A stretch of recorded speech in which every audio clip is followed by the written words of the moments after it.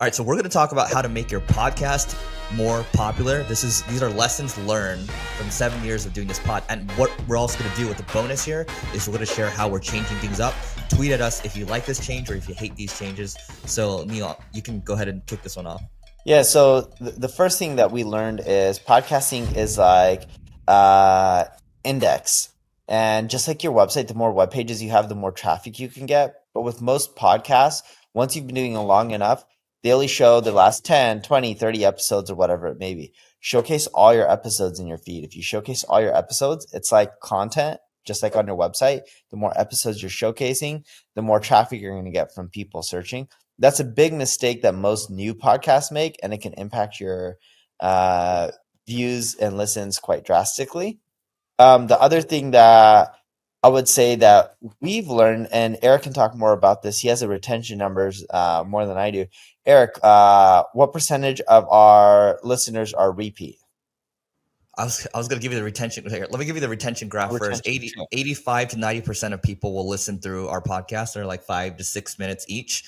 In terms of people that return, it's actually not as many you would think, because if I pull up our cohort retention graph, let's say you listen to this podcast episode, maybe 40% will come back for the next one, and then for the next one after that, maybe only like 10%, and there's a significant drop off. And so that's the quantitative data that we have, right? But then when Neil and I go to or when we go to conferences, people come and say, "Oh my God, I used to listen to marketing school. I used to listen." Like, I had someone come up to me yesterday at a conference in Puerto Rico, and then she's like running up to me, right? She's like, "Oh my God, you and Neil are my heroes. I used to listen to you in college and high school, blah blah blah." But I used to listen to you is the key word here. So Yeah. And our podcast is you digest a lot of information, you take action on the strategies, and then you end up going from there. And you can always end up listening again when you want more marketing advice. But the big thing that I was getting with retention is the better your retention, the better off you're going to end up doing. When you have crap retention, we find that it's just not as good when it comes to views. Whether it's the algorithms within these platforms, we just find that they are tracking retention and how many people are watching through. But even though our retention is high, the caveat I would give is we still get way more listens if our episodes are double or triple the length, even if the retention drops down. So the algorithms aren't just looking at retention for your episode, they're looking at retention for your episode based on how long it is. So they're taking that in factor from what we can tell. yeah, and the thing to also speak to too is so yes, we're approaching 100 million downloads, but I think the way to break through to the next level, which we'll talk about what we're planning to do, I think for the next half of this video, is Neil and I now Neil lives about a mile and a half away from me. It's going to become 0.4 miles away at some point in the near future, and we're just going to be recording a lot more in person. And so what we're going to do is there's going to be 2-hour recording sessions, and we're going to break things down a little bit. So we're going to have different categories of shows, right? So one might be on reactions to the news this week.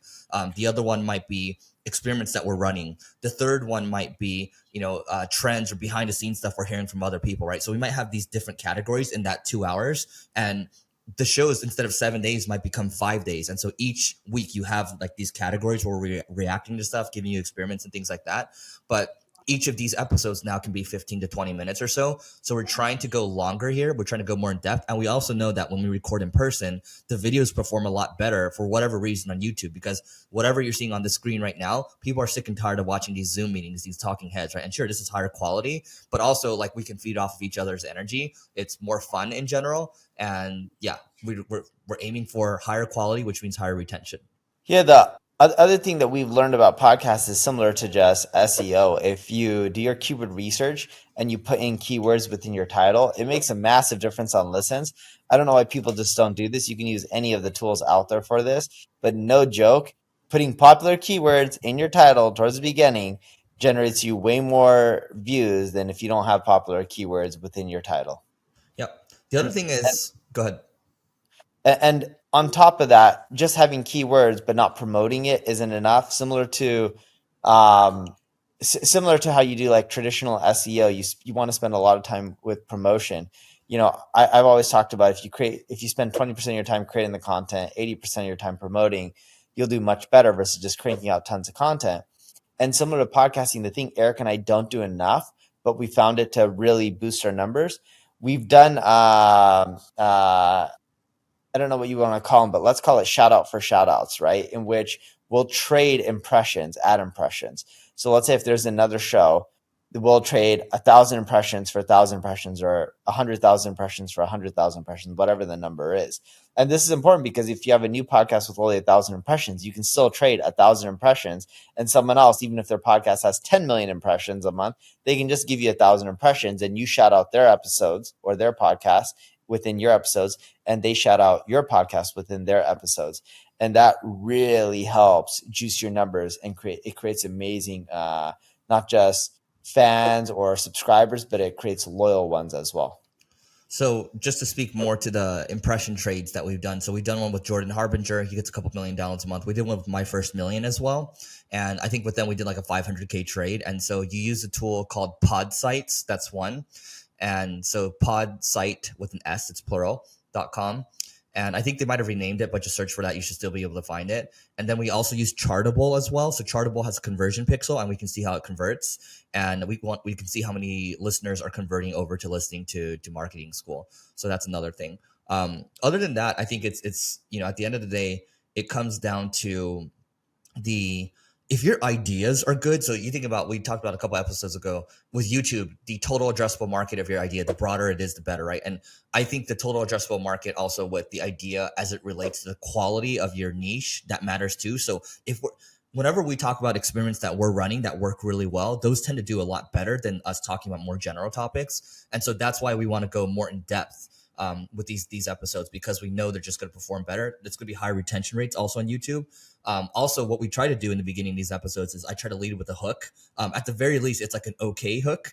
And then sometimes, the team might find a better hook in the middle of the video, and then they'll use that instead. So we are trying to play the YouTube game from a discoverability standpoint. So for long form YouTube and also for short form. So like Reels, TikToks, and all that. So we're getting more aggressive with it. And I think we're going to start to get a lot better. You'll see this in the next couple weeks. Just look at our YouTube, because I'm doing it for my other channels right now. Dude, and I do the same thing. I used to create content just for YouTube, but now I slice and dice a lot of our podcast videos and our recordings for YouTube, Instagram, etc. It does wonders for us. It performs very similar, and it saves a lot of time.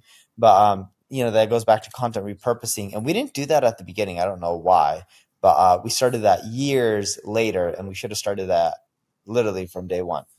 Yep. So take that for what it is. The good news with podcasting now is that there's more discoverability because of these short form platforms. And when we do these live, and let's say I'm telling the story, Neil's telling the story, that's going to be good fodder for us to just go ahead and repurpose to our respective Instagram or social channels. Totally. All right. So that is it for today. Please don't forget to rate, review, and subscribe. It helps us grow, and we will see you tomorrow.